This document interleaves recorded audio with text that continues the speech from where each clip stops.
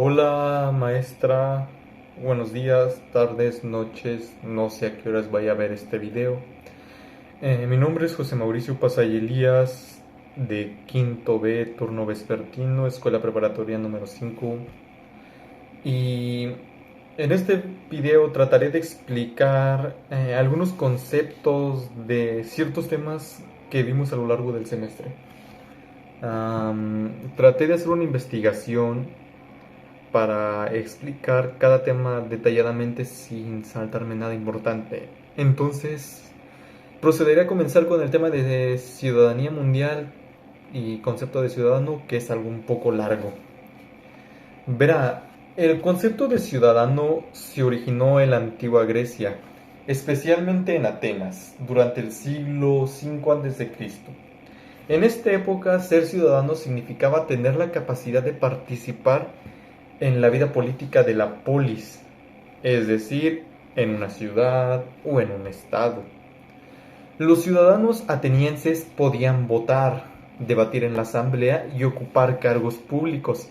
Sin embargo, esa ciudadanía solo estaba reservada únicamente para los hombres libres. Las mujeres, los esclavos y los extranjeros no eran considerados ciudadanos. Pasamos a la ciudadanía romana. En la antigua Roma, la ciudadanía se amplió. Ser ciudadano romano ofrecía ciertos derechos legales, como un juicio justo y protección bajo la ley romana, así como deberes como el servicio militar y el pago de impuestos. La ciudadanía romana se extendía a diversas partes del vasto imperio romano, creando un sentido de pertenencia y deber hacia Roma. Siguiendo, llegamos a la Edad Media.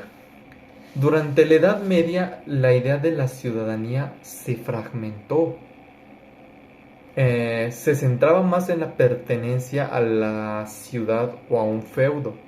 La lealtad estaba dirigida hacia el señor feudal o a la comunidad local.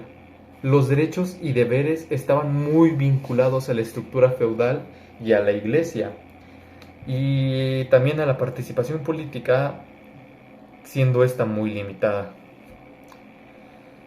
En el Renacimiento eh, pasa algo diferente. Con el Renacimiento, en el siglo XV, especialmente en las ciudades o estados italianas, resurgió el valor del individuo. El pensamiento humanista del Renacimiento promovió la dignidad y el potencial del ser humano. Este periodo marcó un cambio hacia una ciudadanía más activa y consciente, donde el valor del individuo y sus derechos empezaron a ser más reconocidos. Pasamos a la Revolución Francesa, ya que con esta se transformó drásticamente el concepto de ciudadanía. La Declaración de los Derechos del Hombre y del Ciudadano proclamó que todos los hombres nacen y permanecen libres e iguales en derechos. Esta declaración estableció derechos universales como la libertad y la propiedad y la resistencia a la opresión, cambiando la ciudadanía de un privilegio de unos pocos a un derecho universal basado en la igualdad. Y llegamos finalmente a la ciudadanía global, es decir, siglo XX, siglo XXI. En el siglo XX, la creación de la ONU y la Declaración Universal de los Derechos Humanos en 1948 ampliaron aún más el concepto de ciudadanía. Ahora, la ciudadanía no solo implicaba pertenecer a una nación, sino también ser parte de una comunidad global con derechos y deberes que trascienden las fronteras nacionales. En la actualidad, la globalización y la interdependencia mundial han llevado a la idea de una ciudadanía global donde los individuos tienen responsabilidades y derechos a nivel mundial. Esto fue un breve resumen del concepto de ciudadanía, abarcando lo que para mí son los conceptos más importantes a lo largo de la historia. Ahora vamos con los cambios sociales en la edad moderna que propiciaron una nueva visión del individuo. Eso. A ver, comencemos. El Renacimiento, ocurrido en el siglo XV y XVI, fue un movimiento cultural que comenzó en Italia y se extendió por toda Europa. Revalorizó las artes, las ciencias y la filosofía de la antigüedad clásica. Este periodo puso en énfasis el humanismo, que es una corriente de pensamiento que se centra en su atención en el ser humano y sus capacidades. Los humanistas creían en el potencial del individuo para razonar, crear y mejorar la sociedad. Surgió la idea del hombre como un ser racional y autónomo capaz de entender y modificar el mundo.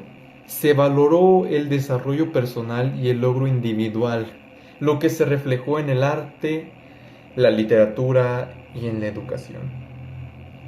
Otro de los sucesos que influyeron en este punto fue la Reforma Protestante en el siglo XVI.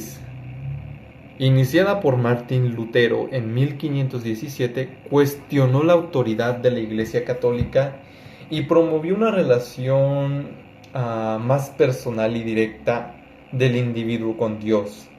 Este movimiento llevó a la fragmentación del cristianismo occidental y a la creación de diversas denominaciones protestantes.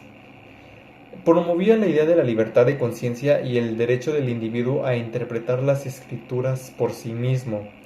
Estimuló la alfabetización y la educación, ya que se consideraba importante que una persona pudiera leer la Biblia.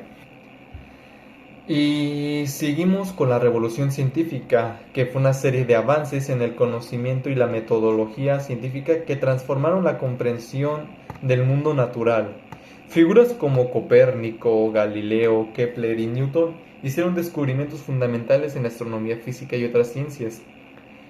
Esta fortaleció la idea de que el individuo, a través de la observación y el razonamiento, podía descubrir leyes naturales y mejorar la comprensión del universo. Continuamos con el tema de conflictos internacionales, concepto, causas y demás. Los conflictos internacionales son disputas entre países que pueden involucrar una amplia gama de factores, incluyendo territorios, recursos, ideologías políticas, religión y el control de poder. Estos conflictos pueden manifestarse en guerras, confrontaciones diplomáticas, sanciones económicas y otras formas de enfrentamiento.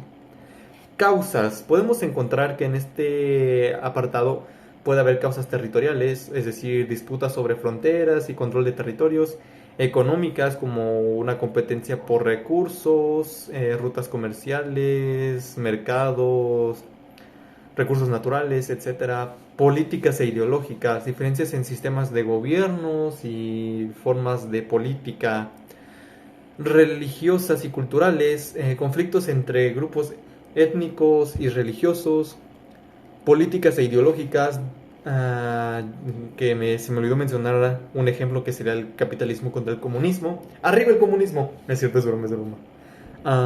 Históricas, herencias de colonización, disputas, no sé. Principales conflictos del siglo XX, la Primera Guerra Mundial de ley, 1914 y 1918, nacionalismo, alianzas militares, rivalidades imperiales, asesinato del archiduque Francisco Fernando de Australia. Una guerra muy importante. Luego tenemos la Segunda Guerra Mundial, 1939-1945. Tratado de Versalles, expansión nazi, fascismo, imperialismo japonés. Todo mal con estos vatos. La Guerra Fría, 1947-1991. Aquí hago un paréntesis porque he visto muchas fuentes de información distinta donde agrupan las fechas de la Guerra Fría de diferentes épocas. Aquí, por ejemplo, dice que comenzó en el 47 y terminó en el 91. Hay otros que dicen que empezó en el 55 y terminó en el 75. No sé cuál sea la correcta. Realmente todas dicen ser las correctas y está difícil buscar la verdaderamente correcta.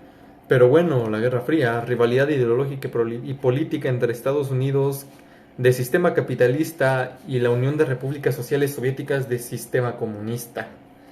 Por ejemplo, la Guerra de Corea en 1950-1953, con la división de Corea tras la Segunda Guerra Mundial y expansión del comunismo, a la guerra de Vietnam en el 55, finalizando en el 75, con causas como la contención del comunismo, la intervención estadounidense, gobierno comunista y el trauma nacional de Estados Unidos de Norteamérica, o los conflictos de descolonización, tipo movimientos independistas, decadencia de potencias colonialistas y demás.